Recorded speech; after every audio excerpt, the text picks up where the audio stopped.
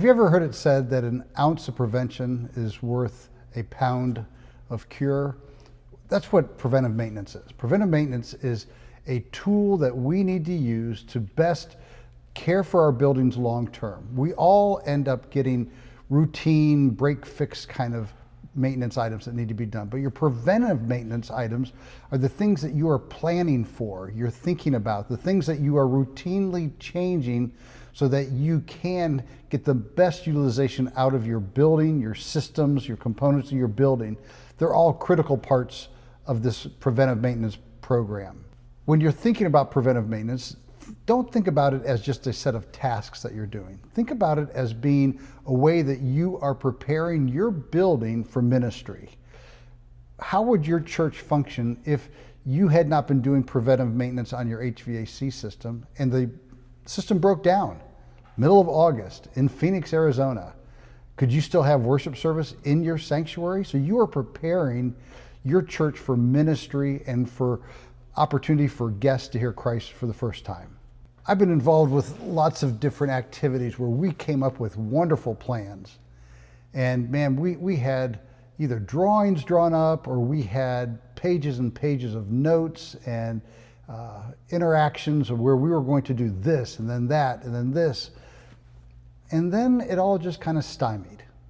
So if we don't take the planning process and move it into practical utilization and implementation, the planning isn't going to fix your air conditioning unit. The planning sets you up for success to fix your air conditioning unit. But just to plan without implementing practice in some sort is just not going to fix your building. It's not going to keep it running at top and peak performance. You need to implement those kind of things. As a leader, when you think about your team, whether they're facilities or maybe they're other staff members, isn't it critical to make sure that they, number one, understand the plan, they've bought into the plan, they accomplish the plan, but that you also hold them accountable to accomplish that plan, and it's done in the way that you expect it to be done. That's true across our entire church staff. And so when you think about facilities, what are you doing to prepare them, to get them involved in the planning process? And then what are you going to do to hold them accountable to get it done? Now, accountability sounds like something where we're expecting a policeman with a billy stick to kind of smack our hands. That's not what accountability is. That's called brutality. What we're talking about is you commit to something, you say you're going to do it, did you do it? And did you do it to the best of your ability? That's accountability. So how are we holding our teams accountable as we steward our facilities? I can't tell you how many times I have walked into a facility manager's office and I've seen Post-it notes on the wall, Post-it notes on the computer screen. I've seen legal pads stacked on top of a desk. There are other ways to do this. There are better ways to do this. We live in the 21st century. There's a thing called the internet. There's a thing called Google. There are things in software programs like eSpace that can help you be more efficient and effective with getting your work done. We live in a world where we rely on technology. How many of us carry around a computer in our pockets? And this is all relatively new. The iPhone's only 16, 17 years old. And yet, I'm not sure that many of us could live without our smartphones. Well, we should be utilizing these tools that have been provided to us for stewarding our buildings. If you're not using a software application that you can do your work orders in, that you can track assets, do barcoding and whatnot, then you need to consider how do you step into the 21st century and utilize these tools. Something like eSpace that can help you not only when you're sitting at your computer, but also be able to have in your pocket so that when you're walking through your building, you're doing your inspections, you can add work orders while you're walking the building, and now they're in a place where everybody can see it. And these systems work best if you can get your whole team to buy into it. Don't just rely on your facility team to be the ones that are doing the work of facility stewardship.